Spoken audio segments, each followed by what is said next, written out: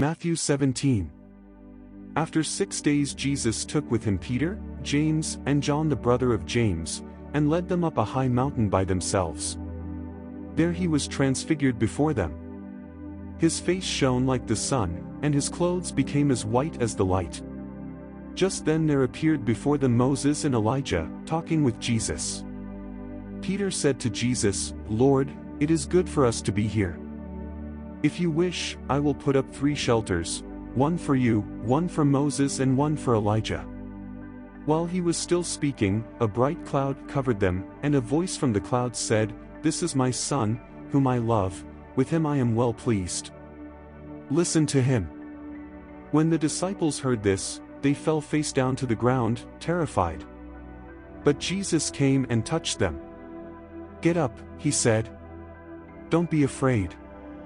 When they looked up, they saw no one except Jesus. As they were coming down the mountain, Jesus instructed them, "Don't tell anyone what you have seen, until the Son of Man has been raised from the dead." The disciples asked him, "Why then do the teachers of the law say that Elijah must come first?" Jesus replied, "To be sure, Elijah comes and will restore all things. But I tell you, Elijah has already come, and they did not recognize him, but have done to him everything they wished. In the same way the Son of Man is going to suffer at their hands."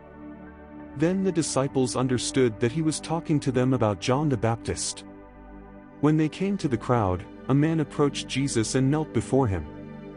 "Lord, have mercy on my son," he said. "He has seizures and is suffering greatly. He often falls into the fire or into the water.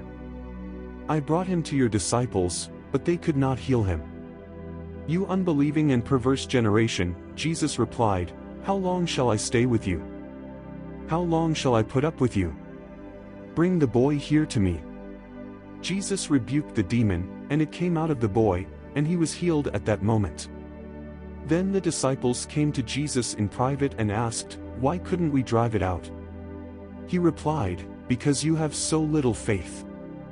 Truly I tell you, if you have faith as small as a mustard seed, you can say to this mountain, 'Move from here to there,' and it will move. Nothing will be impossible for you." When they came together in Galilee, he said to them, "The Son of Man is going to be delivered into the hands of men.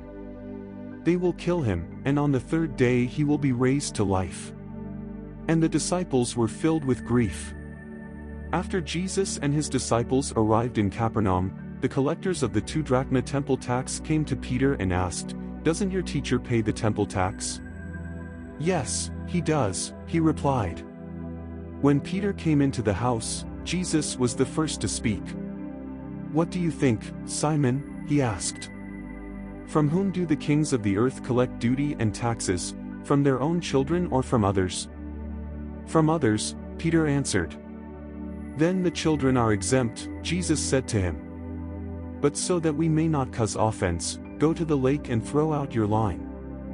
Take the first fish you catch, open its mouth and you will find a 4 drachma coin. Take it and give it to them for my tax and yours."